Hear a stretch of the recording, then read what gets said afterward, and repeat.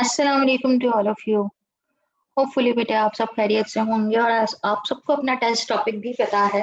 स्टीचियोमेट्रिक calculation का मतलब mass volume और वॉल्यूम वॉल्यूम प्लस उस पर मैंने लिमिटिंग रिएक्टेंट, असल में अगर मैं लिमिटिंग रिएक्टेंट साथ में मेंशन कर दिया इसका मतलब यही है कि वो आएगा, वरना ये टोटली स्टीचियोमेट्रिक ही है। मास वॉल्यूम वॉल्यूम वॉल्यूम और लिमिटिंग रिएक्टेंट। सही, तो काइंडली इसकी अच्छी सी प्रैक्टिस कीजिएगा। न्यूमेरिकल बेस्ड पेपर होगा और विद इन टाइम सबमिशन जो है वो चाहिए। लेट सबमिशन जो है वो नहीं चलेगा, ये बात ध्यान में रखें। और ये भी कि नाम मुझे पूछना ना पड़े पेपर के साथ साथ, जब मैं चेकिंग करने बैठूंगी वही नाम बता दें। सही है, तो जब आप पेपर पर सॉल्व कर रहे हो तो काइंडली अपना जो है वो काम शुरू करने से पहले प्रोमिनेंटली जो है वो नाम लिखा करें। और क्वेश्चन पूरे पूरे कॉपी करने की जरूरत नहीं है, आप सिर्फ उसका जो है वो सीक्वेंस वाइज सॉल्व करें और उसका क्वेश्चन नंबर प्रॉपरली ऐड किया करें। सही, ये बातें थोड़ी सी जो है वो जहन में डालिए। और अगर आपका कैमरा ब्लर पिक्चर देता है तो आप फिर उसको रीसेंड कर सकते हैं, लेकिन लिमिटेड टाइम। सही, लेकिन पिक्चर्स क्लियर होनी चाहिए। बाज मर्तबा आप लोग क्या करते हैं, पिक्चर जब सेंड करते हैं तो वो क्वेश्चन आगे पीछे हो जाते हैं, हमें उसे संभालने में बड़ा टाइम लगता है कि भाई ये किस क्वेश्चन का पार्ट है, अच्छा ये किस क्वेश्चन का पार्ट है। तो उसे सीक्वेंस में दीजिए। और अगर आप माशाल्लाह से फर्स्ट ईयर में हैं, मैं तो 9 क्लास वाले बच्चों से हैरान होती हूँ कि वो जब मुझे पेपर सबमिशन करवाते हैं तो वो कैम स्कैनर को से पिक्चर्स लेते हैं और फिर पीडीएफ फॉर्मेट में लेकर जाते हैं और फिर मुझे सेंड कर रहे होते हैं। सही है, तो इट्स अ गुड फॉर्मेट। लेकिन सही है, अगर किसी बच्चे को प्रॉब्लम में नहीं आता है तो कोई मसले वाली बात नहीं है, लेकिन वो अपनी जो भी आपकी ऑब्जेक्टिव पिक्चर्स हैं काइंडली उनकी इमेजेस क्लियर होनी चाहिए। सही, इस बात को मैंने इसलिए कह दिया क्योंकि न्यूमेरिकल बेस्ड एक एक नंबर बड़ा इंपॉर्टेंट होता है कैलकुलेशन के पॉइंट ऑफ व्यू से। आगे बात करते हैं बेटा। हम पढ़ रहे थे first law of thermodynamics mathematical equation, आपको याद होगा। और फर्स्ट लॉ ऑफ थर्मोडायनेमिक्स क्या था, मैंने इसकी डायग्राम सिर्फ समझाई थी और अब हम उससे रिलेटेड लिखेंगे explanation.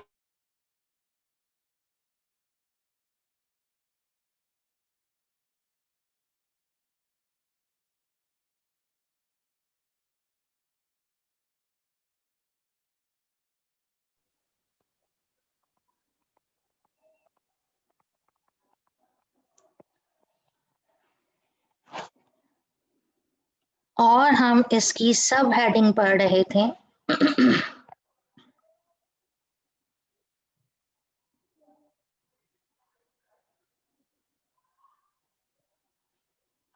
Mathematical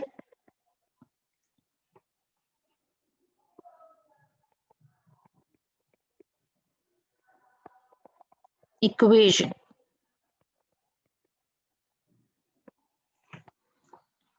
mathematical equation. Consider a system which consist of, आपके पास यकीनन चैप्टर 5 के नोट्स हैं, लेकिन उसमें जहां जहां पर भी प्रॉब्लम है ना, आपने देखा होगा, मैं खुद से इसलिए लिखवा रही हूँ क्योंकि मुझे पता है कि हर चीज कौन सा क्वेश्चन कितने मार्क्स का आता है, तो काइंडली इसे नोट करना है। हाँ, इसमें एक आध टॉपिक ऐसा भी आएगा जो मैं नहीं लिखवाऊंगी और आपसे कहूंगी ये नोट्स में बिल्कुल सही है, आप इसको एज इट इज याद करेंगे। सही, लेकिन जहां पर मैं सेटिस्फाई नहीं हूँ, जबरदस्ती नहीं करती और आपको वहां पे ऐसे नोट करना होगा, वरना फुल मार्क्स नहीं आते। Consider a system which consists of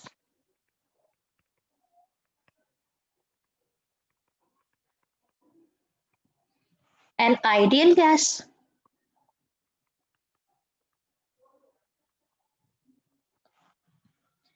placed in a cylinder.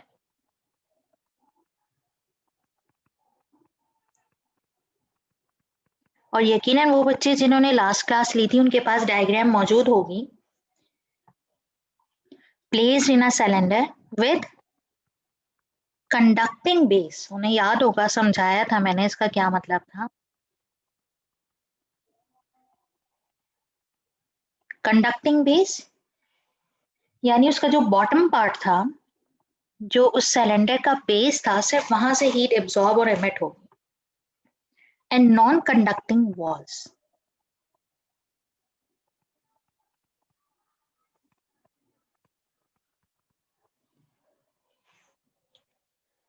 also provided with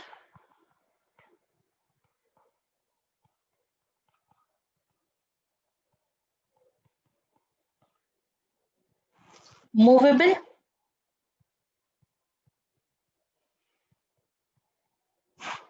frictionless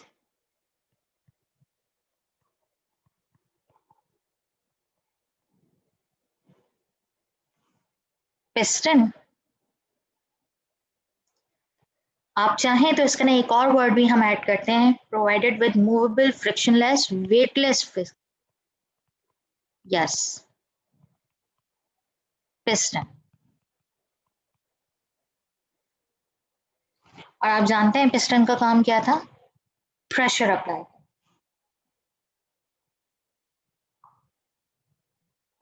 let the system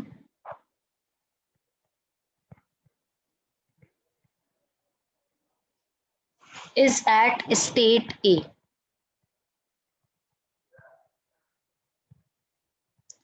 याद है ना, हमने थर्मोडायनेमिक टर्म्स पढ़ी थी, स्टेट, सिस्टम। अब यहाँ पे हम उनकी एक्सप्लेनेशन नहीं देते, लेकिन हम क्या करते हैं, यस हम यहाँ पर केयरफुली एक एक चीज को यहाँ पे नोट कर रहे हैं कि हाँ कौन कौन सी टर्म्स आ रही हैं और वो हमारे समझने में आसानी करती है। And in this state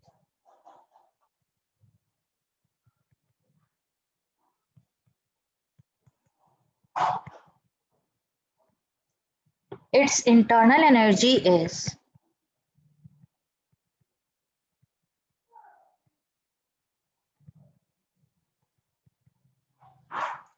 E1।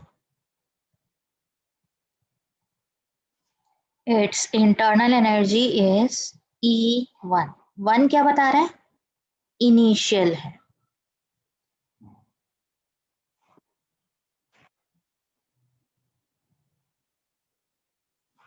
Diagram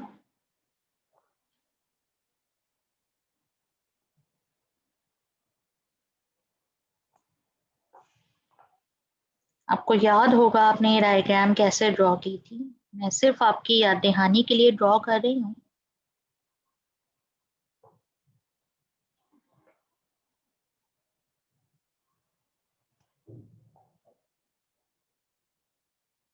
ताकि आपको याद रहे कि आपने यहाँ पे किस तरह से क्या कंसिडरेशन की थी।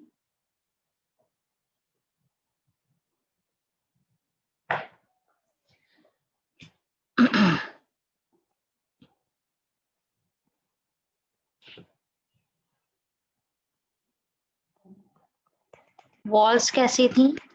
Non conducting. बेस कैसा था? कंडक्टिंग। पर्टिकुलर हाइट पे कौन मौजूद है? पिस्टन। और इंटरनल एनर्जी कितनी है आइडियल गैस की? E1। और फिल क्या है इसमें? Ideal gas. और इसे हमने क्या कहा है? State A.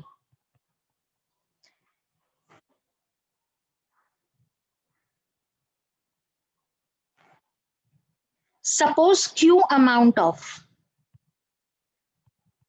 इसके सामने एक और डायग्राम भी आएगी जो मैं भी ड्रॉ करूंगी। Suppose Q amount of heat is entered.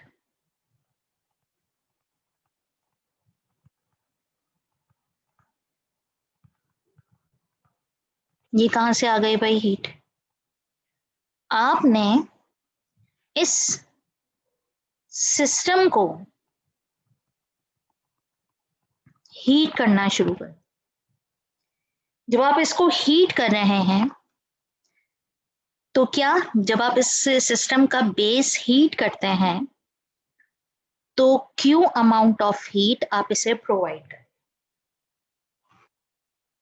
अब देखिए इस क्यू अमाउंट से होगा क्या? Q amount of heat is entered in the system from surrounding.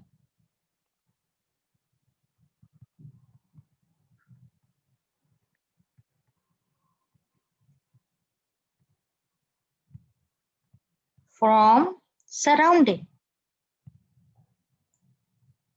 and system attains the new state।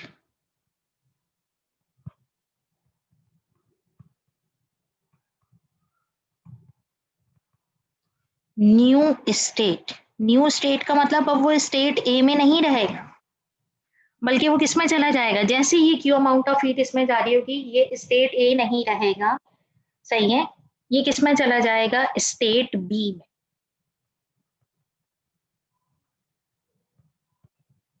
तो स्टेट बी क्या हुआ, ड्रॉ करते हैं भाई। सेम यही सिस्टम है, यहां पिस्टन उसी तरीके से मौजूद है, सही, लेकिन पिस्टन की मूवमेंट अब आपको मैं यहीं पे बता दूं बेटा डायग्राम में, ताकि आपको बात समझ में आए। ये जो पिस्टन मैंने ड्रॉ किया, इसकी मैंने सबसे पहले इनिशियल इस कंडीशन पर आप देखें, लेकिन जब Q amount of heat absorb हो रहा है ना, तो सिस्टम में मुझे एक नया चेंज नजर आया। आप जानते हैं चेंज की वजह से ही उसका स्टेट चेंज हुआ है, उसकी कंडीशन चेंज हो गई, उसकी अपीयरेंस चेंज हो गई। पिस्टन जो पहले डाउनवर्ड था वो अब कहाँ नजर आएगा, अपवर्ड। पिस्टन जो पहले डाउनवर्ड था वो अब कहाँ नजर आएगा, अपवर्ड। मैं इसको प्रॉपरली ड्रॉ कर दूं ताकि आप इसको अच्छे तरीके से देख लें। वॉल्स अभी भी क्या है, नॉन कंडक्टिंग, क्योंकि हीट लॉस और गेन यहां से नहीं होगा। और बेस क्या है आपके पास, कंडक्टिंग, क्योंकि आप वहां पे क्या कर रहे हैं, यस, हीट प्रोवाइड करते हैं, क्यू अमाउंट ऑफ हीट। जैसे जैसे ये क्यू अमाउंट ऑफ हीट इसके अंदर एंटर होगा बेटा, सिस्टम की इंटरनल एनर्जी अब E1 नहीं रहेगी, बल्कि टर्न्स E2। पिस्टन की हाइट जो पहले यहाँ V1 बता रही थी, अब वो क्या बता रही है, यस, क्या बता रही है, V2।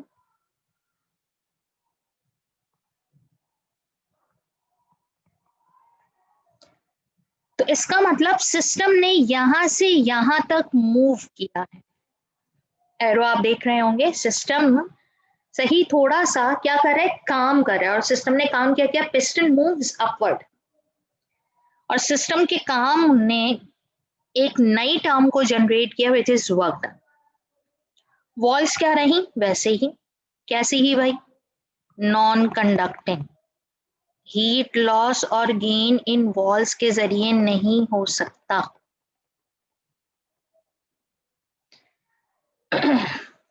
तो हमने इससे क्या सीखा, हमने इसे सीखा कि जब आप सिस्टम या गैस को, आप जानते हैं ना, गैस है किसी सिलेंडर में, नॉर्मली भी आप देखते हैं, आप उसे हीट कर दें तो क्या होगा, टेम्परेचर बढ़ाने से काइनेटिक एनर्जी बढ़ती है, वेलोसिटी बढ़ती है, और they required more space. When they required more space, the piston moves upward, as a result of which it does some work, which is represented by W, which is represented by W। तो इसका मतलब है कि state B में अब क्या होगा, जरा देखते हैं। At state B,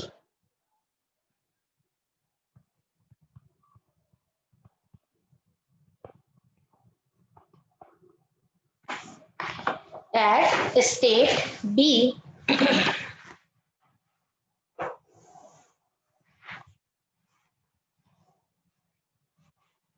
its internal energy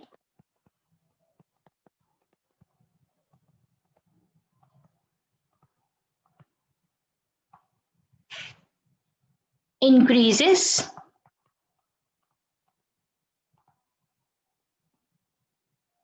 and becomes E2,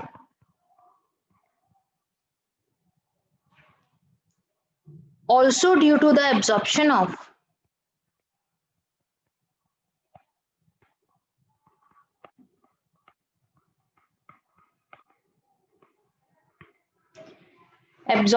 heat, system performs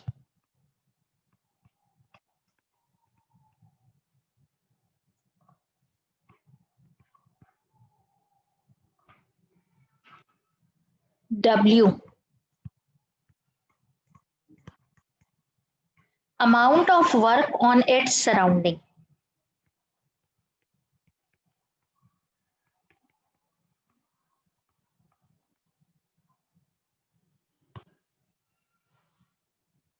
and piston moves up.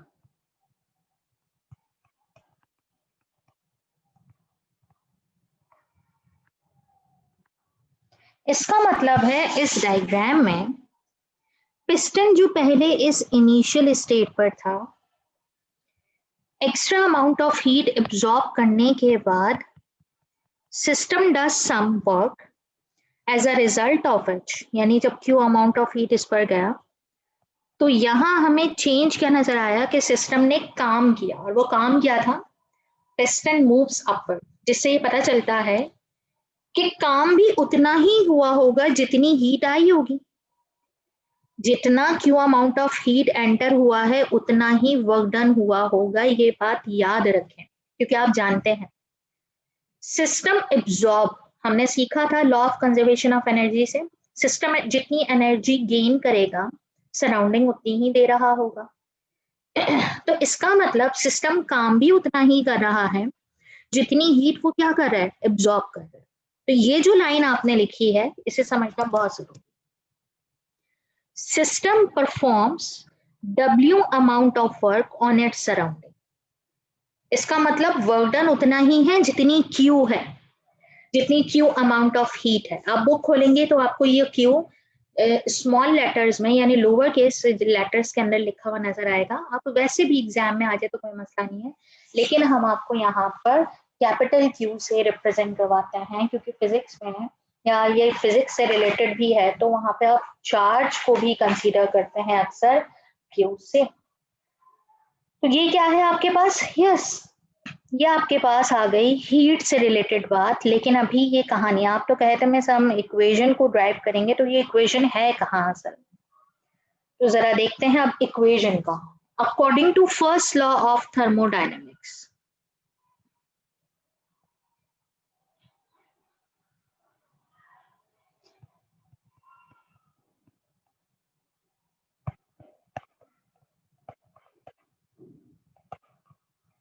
according to first law of thermodynamics,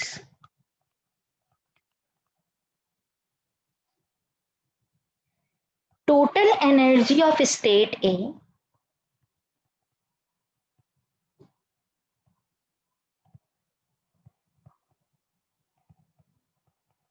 equals to total energy of state B। वो यही कहता है ना तो कि total amount of energy must remain same, law ने हमें यही बताया था, total energy of state B. तो स्टेट ए में कौन कौन सी एनर्जी जरा देखते हैं। Yes, E1 and Q। तो मैंने यहां पे यही लिखा, क्या लिखा मैंने, E1 प्लस Q। और स्टेट बी में कौन कौन सी एनर्जी है, यस E2, और आप कहेंगे Q तो ऑलरेडी है, वो तो एब्जॉर्ब कर चुका है सिस्टम, लेकिन हमें यहाँ पर आप जानते हैं वर्क डन भी इन फॉर्म ऑफ एनर्जी ही हो रहा है। तो आपके पास क्या होगा यहाँ पर, yes equals to E2 plus W। E1 plus Q state A, E2 plus W state B. अब यहाँ पे मुझे दो जानी पहचानी चीजें नजर आ रही हैं, इंटरनल एनर्जी, एक फाइनल है E2 और एक इनिशियल है, मैंने दोनों को साथ लिखना चाहा। तो मैं E1 को अगर वहां शिफ्ट करूं, अगर ये E1 यहां आ जाए तो फॉर्मूला क्या बनेगा, Q equals to E2 minus E1 plus W। Since you know that E2 minus E1 एक स्टेट फंक्शन है, तो आप इसको डेल्टा में शो कर सकते हैं, है ना, एक स्टेट फंक्शन है और आप इसको डेल्टा यानी चेंज के साथ शो कर सकते हैं। तो आपके पास फॉर्मूला क्या बना, Q equals to delta E plus W. What is this? This is known as mathematical form of first law of thermodynamics. ये एक ऐसा फॉर्मूला है बेटा जिसका हर पैरामीटर एनर्जी की फॉर्म, चाहे वो क्यू अमाउंट ऑफ हीट हो, चाहे वो चेंज इन इंटरनल एनर्जी हो, चाहे वो डब्ल्यू। अगर मैं इसे इक्वेशन 1 का नाम दे दूं तो आप ऐसे भी लिख सकते हैं, equation 1 is called the mathematical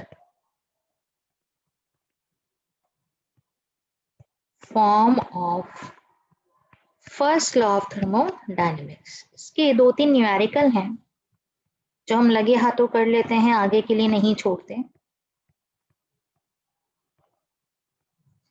Where यहां क्यू क्या था याद करते हैं, amount of heat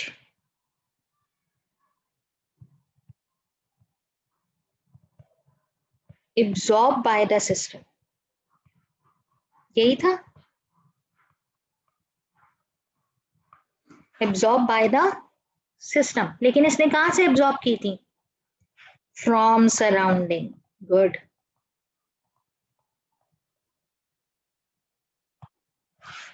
delta E क्या है? आप कहेंगे delta A is change in internal energy.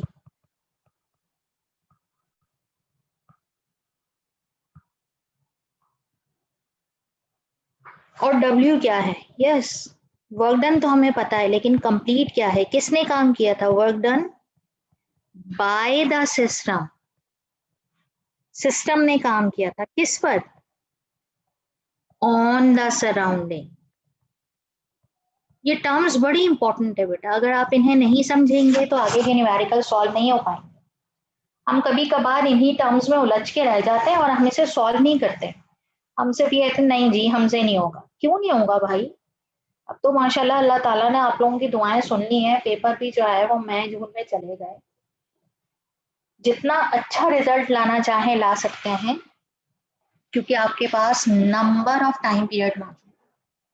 और इसीलिए देखिए उन्होंने सिलेबस रिडक्शन की कोई बात नहीं की, सीधा सीधा बोर्ड एग्जाम्स की बात की है कि हाँ जी मई जून में हूँ। जिनको पता है डबल साल हो गया है, ये सेशन 2 सेशन के बराबर हो जाएगा।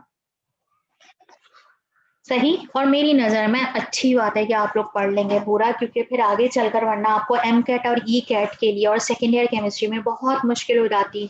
मैं सिर्फ केमिस्ट्री के हवाले से बात करूं, अगर सिलेबस रिडक्शन पे जाते हैं या अगर चले भी गए तो मुझे अंदाजा है कि एज ए स्टूडेंट बच्चों को आगे कितनी प्रॉब्लम हो जाती है। बहरहाल this is the first law of thermodynamics जिसको हमने कंप्लीट किया। क्वेश्चन आ जाए, अब जरा सुनिएगा मेरी बात। अगर क्वेश्चन आए कि स्टेट एंड एक्सप्लेन, तो आपने इंट्रोडक्शन से लेकर और ये जो मैंने इक्वेशन 1 तक ड्राइव किया है और जो नीचे मैंने पूरी एक्सप्लेनेशन लिखी है यहां तक आपको लिखना होगा। ये 4 to 5 मार्क्स के लिए आता है स्टेट एंड एक्सप्लेन के नाम से। State and explain first law of thermodynamics. और कभी कभार आ जाता है प्रूव दैट, और वो प्रूव दैट में क्या लिख कर देता है? Yes, Q equals to delta E plus W. ये क्वेश्चन की नेचर है बेटा, 4 to 5 मार्क्स के लिए। सही। ये थ्योरेटिकल हमें लर्न करना। अच्छा भाई, अब आगे बात करते हैं। अब जो साइंस से रिलेटेड मैं आपको बात बता रही हूँ ना, ये बड़ी इंपॉर्टेंट है, जिसको हम साइंस कन्वर्जन, साइंस कन्वेंशन किसी भी नाम से पुकारें। मैं तो इसको साइंस ट्रबल कहती हूँ बच्चों के लिए, क्योंकि बच्चे जो है वो इस वक्त तो सीख लेंगे। मैंने बिल्कुल बच्चों को बच्चे कहा इसलिए कि ये बात मरतबा आप लोग ऐसे ही हो जाता है। क्या ये जो साइंस हैं इनको आपने लाजमी तौर पे याद रखना। और ये है क्या साइंस भाई? ये कहाँ से आ गए, कौन सी चीजें हैं, या इसका न्यूमेरिकल से क्या ताल्लुक है? बिल्कुल है।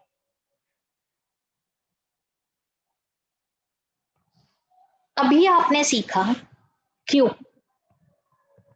ये जो क्यू आपने फॉर्मूला में यूज किया, ये पॉजिटिव था या नेगेटिव? आप कहेंगे मिस कोई साइन नहीं लगी, इसका मतलब पॉजिटिव है।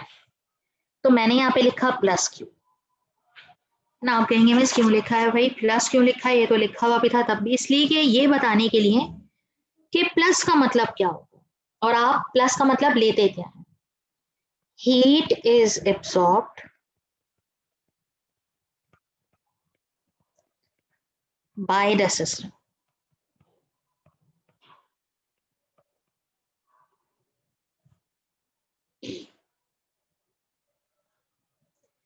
शॉर्टली बता रही हूँ, कोई लंबी चौड़ी कहानी नहीं है। जब सिस्टम हीट एब्जॉर्ब करेगा तो वो प्लस क्यू, और जब सिस्टम हीट लॉस करेगा तो वो minus Q. Heat is evolved by the system. आपको कैसे पता चलेगा? वर्डिंग से, एक्सपेरिमेंट से। आपने वहां पे खुद से इवेलुएट करना होगा, क्यू यहाँ प्लस है या माइनस है। वहां लिखा होगा heat is absorb, heat is given of, heat is lost, heat is liberated, सही, हीट इज गेन्ड, इन तमाम वर्डिंग से। तो जब भी सिस्टम हीट एब्जॉर्ब करेगा दैट इज प्लस क्यू, और जब भी सिस्टम हीट इवॉल्व करेगा, इवॉल्व लिबरेट करेगा, लॉस करेगा, हमेशा क्यू की वैल्यू के साथ क्या होगा? माइनस। ये क्वेश्चन में आपको बताता नहीं है, ये सिर्फ न्यूमेरिकल में लिख कर दे देते हैं बेटा, और आपको फिर उसे जज करना होगा। क्योंकि अगर आप सही साइन नहीं डालते हैं तो आपका आंसर गलत होता है। Now next, plus W. अभी आपने थोड़ी देर पहले तक मेरे साथ पढ़ा था, ये जो डब्ल्यू था ये क्या था? प्लस। तो प्लस का मतलब क्या? प्लस ही था ना, प्लस डब्ल्यू लिखा हुआ है, work done by the system. अच्छा जी, इसका मतलब यहाँ पे भी यही है, if work is done by the system. इसकी कोई और निशानी भी है? जी बिल्कुल है। अगर कभी वर्डिंग को घुमा फिरा के कह दिया जाए, system changes by piston moves upward,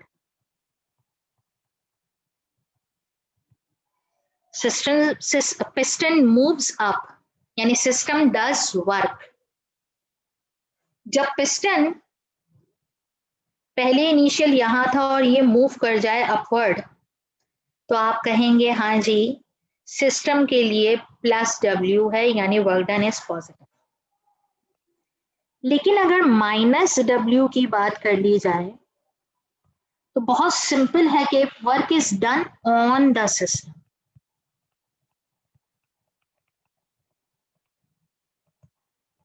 क्या इसकी कोई और निशानी भी है? जी बिल्कुल। यकीनन बच्चे समझ गए होंगे कि मैं क्या लिखना चाह रही हूँ। If work is done on the system, अगर work is done on the system होगा तो डायग्राम देखें कैसे होगी। ये पिस्टन है और ये मजीद मूव्स इनसाइड, तो इसका मतलब ये माइनस डब्ल्यू। तो क्या लिखेंगे? Piston moves down.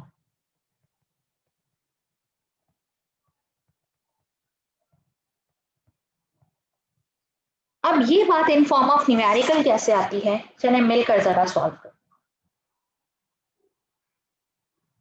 कहीं और से नहीं, आपकी बुक एक्सरसाइज में ही ये क्वेश्चन मौजूद है।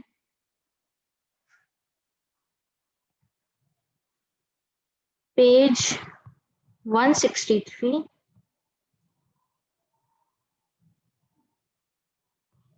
क्वेश्चन 6, आई थिंक उसका है part B. In a certain process,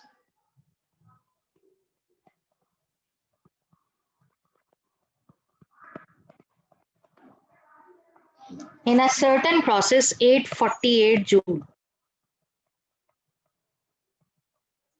of heat is absorbed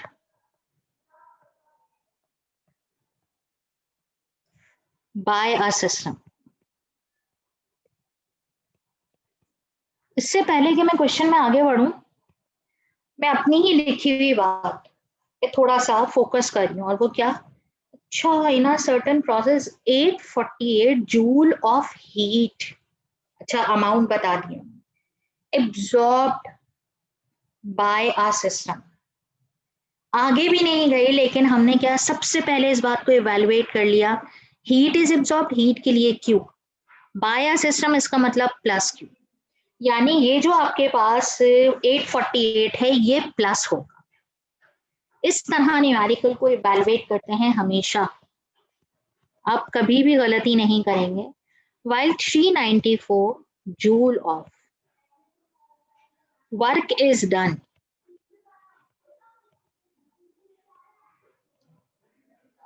on the system. Okay. Work is done on the system. तो कहता है वर्क इज डन. चलें फिर से देखते हैं. वर्क की quantity they the. Work is done on the system.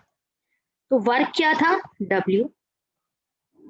और डन ऑन द सिस्टम क्या था? ऑन द सिस्टम था.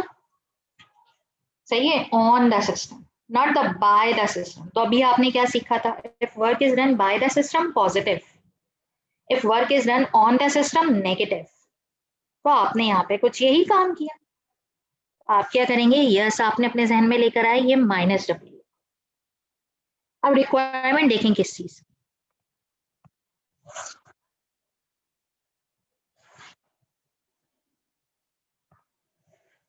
व्हाट इज द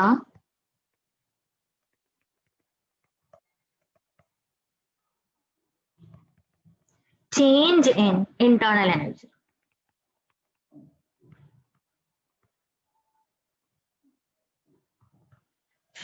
इसका डेटा बनाते.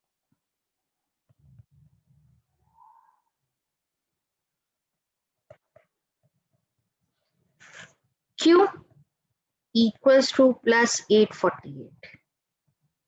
कोई एक्सप्लेनेशन नहीं, सिर्फ आपने एज ए स्टूडेंट ये काम करना है कि आप सही इवैल्यूएट करें और साइन सही लगाएं.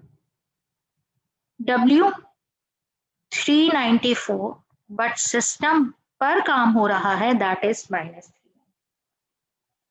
तो फिर रिक्वायरमेंट किस चीज की है? Change in internal energy delta E की. तो फिर सॉल्व क्या करेंगे हम? Yes, as we know that Q equals to delta E plus W. Q is 848 equals to delta E find out करना है. प्लस साइन फॉर्मूला की है और W की वैल्यू क्या थी? -394. ये फॉर्मूला में वैल्यूज पुटिंग सही होनी चाहिए, नहीं डायरेक्टली उठा के माइनस लिख दिया. No. 848 delta E plus minus -394. ये माइनस जब यहां आ जाएगा तो क्या हो जाएगा? यस प्लस हो जाएगा. तो क्या हो जाएगा? Delta E equals to 848 plus 394. Change in internal energy कितना आएगा? इसे हम ऐड कर लें. 848 plus 394 that is 1242. Amount of heat की यूनिट क्या थी? जूल. वर्क डन की यूनिट क्या थी? जूल. और change in internal energy, energy की तो यूनिट होती ही क्या है? Joule. That is your answer.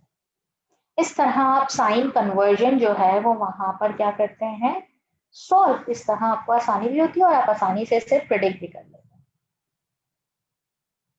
सही. अब आपका टास्क क्या है? नेक्स्ट क्लास में बैठने से पहले, कल नहीं कह रही, नेक्स्ट क्लास में बैठने से पहले या वेनेसडे क्लास में बैठने से पहले या थर्सडे, अगर मैं आपसे कह दूं थर्सडे तक चले मैंने time, page 163 question 7 part E solve करके बैठेंगे. मैं देखना चाहती हूँ आप में से कितने बच्चे सही साइंस पुट करेंगे और जो बुक में आंसर मेंशन है वो बिल्कुल सही है. आप उसे सही सॉल्व करेंगे, आपका आंसर सही आएगा, यानी आप साइंस को सही तरह से देखेंगे. सही. तो ये है साइन कन्वर्जेंस जिसे हमने आज अप्लाई किया. आज की क्लास यहाँ तक रखते हैं बेटा. नेक्स्ट क्लास में हम इसे कंटिन्यू करते हैं. Thank you so much. Allah Hafiz.